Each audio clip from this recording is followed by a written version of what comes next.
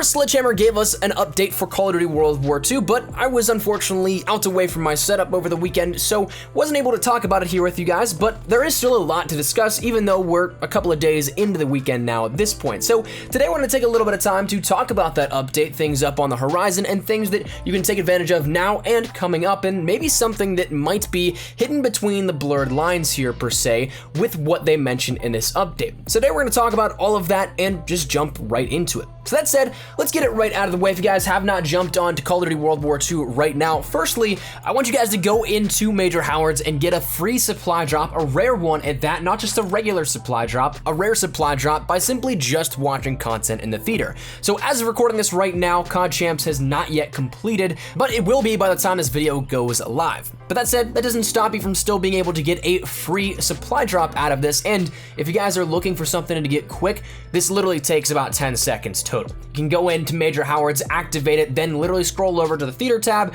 Once it loads up, back out, and you've completed the order as is. So it's something that does not take any time whatsoever, but does reward you with a rare supply drop. Now, it normally gives you a regular supply drop plus, say, 500 social score when we have these sort of orders happen for Call of Duty tournaments, but with it being COD Champs, it was something they ramped up the in-game watching reward for this and gave you a rare supply drop, but unfortunately doesn't give you the social score this time around, which personally, now going for max social score on top of grinding out some master prestige levels, I'm a little bummed out about, but it is what it is, and it's something I'll still take a rare supply drop here out of it. And in my personal case, I got a free second supply drop for completing that 6th daily order on that cycle. So that said, it is something that is available until 10 a.m. Pacific Standard Time tomorrow. Grab that for absolutely no cost, essentially, and then maybe 10 seconds of sitting there. So that said, make sure you don't miss that. It's going to be available for another 12 hours or so with this one.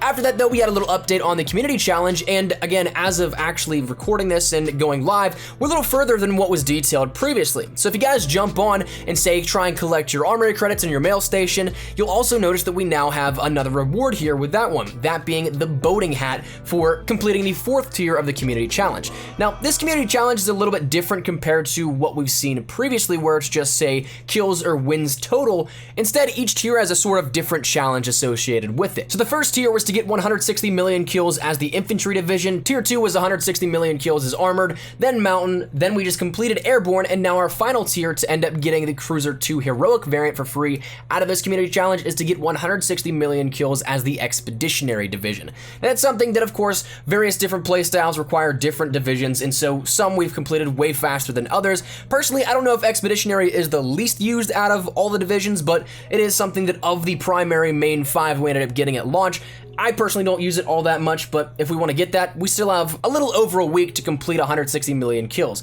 And we seem to be doing a good pace with all the other ones, so I think we'll end up getting this one. But regardless, if you guys jump on to World War II right now, you'll have that free boating hat special helmet as well. And finally, the last thing going on right now is that of weekend warfare. If you guys have not checked this out, right now is a great opportunity for you guys to rank up either your weapons, your divisions, or even your soldier overall. It's a great time to do so, and it'll be live until tomorrow at 10 a.m. Pacific Standard Time. But Weekend Warfare this week is a triple-double XP event in Horde Point as well as Leprechaun Hunt Mosh Pit. Now, Horde Point is probably one of my favorite little crossover and for fun modes we've seen in Call of Duty, maybe ever, because it's Horde Point, already a very chaotic map if you play it with the right lobby, and then you add in zombies that try and just kill anybody or anything that moves. Once somebody is on or near the hard point, it makes it even more hectic, even more fun. I thought this was one of the best additions to World War II personally. You guys may disagree, but that's totally cool if so. But regardless, it came back from Attack of the Undead for this weekend and maybe some other time in the near future, but as it stands right now, the only foreseeable time we have is currently this weekend, and it has triple doubles, so double XP, double weapon XP, and double soldier XP.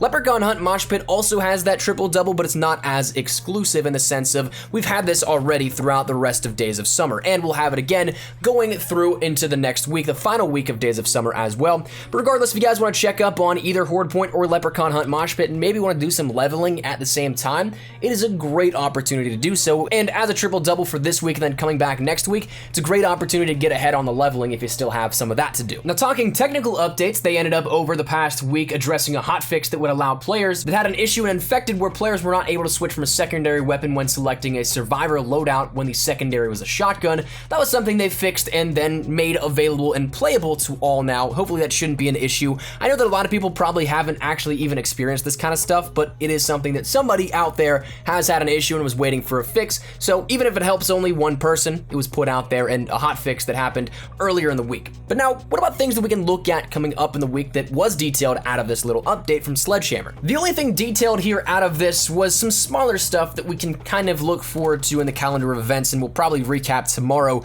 in our things to look out for, but things like midweek mobilization. That's one thing that they detailed in full specifics here for this one. It's going to be the double XP for Sandbox Mosh Pit on PlayStation 4, as well as double XP on Hardpoint for Xbox One, and double XP on Dogfighting mode in all war modes for those consoles. So that said, Xbox One, PC, and PlayStation 4 will have Dogfighting and War mode, double XP across the board, but for specific consoles, it's a one-to-one trade-off almost, because Sandbox isn't on Xbox One for some reason. Not sure why this one was PlayStation exclusive for this event and not the others, but regardless, that's something that we probably won't get an answer to, but I'm assuming that if the map ends up staying, it will be something that then there's a reciprocated at some point next month, a double XP event here on the Sandbox mode for Xbox users as well.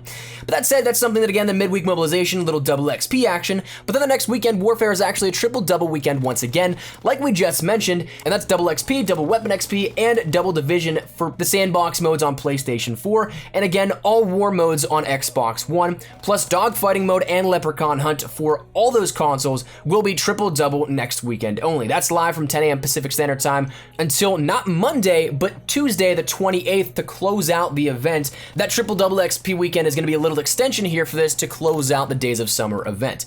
But on top of all of that, one cool little extra addition that's kind of thrown in there as a little subtext, but you end up getting the Operation Shamrock and Awe collections coming back at next week as well. Those are going to open up for just that weekend, like we saw with Winter Siege, with the Resistance collections, how those opened up a couple of weeks back for players on that specific weekend. So that's the weekend Warfare. As for the next weapon contract, that's something that we'll end up having the Orso come to us as of Tuesday the 22nd from Captain Butcher until Tuesday, August 28th, the final week of Days of Summer once again. And so that's something we can look forward to as well.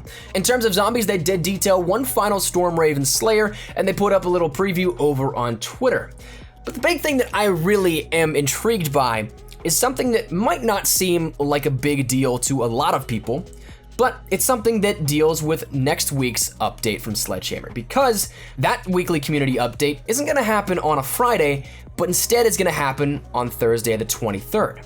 A day early, which doesn't seem like a whole lot, but that would fall perfectly in line if they start to do some promo for DLC 4. So maybe we end up seeing something happen here where we preview into Tuesday, maybe Thursday, then also some stuff for DLC 4, but there's definitely a reason as to why this was moved up. We just don't have any details of it just yet, but the timing would work out accordingly if that were to actually be the case. Like we've talked about and speculated for a little bit of time now, August 28th, the end of Days of Summer, seems like a valid reason to think about DLC 4 coming, because we're probably going to have a title update, as we've seen with many different events within Call of Duty World War II thus far, and with Days of Summer actually changing out some things like the headquarters, like some of the special game modes, and things alike that actually were some hefty bits to download. That's something that it probably will require another title update to take that offline, so who's to say you don't just overlap the two? A title update when a DLC will come out, and then also just to take it all out in one. Instead of having players download 2 patches,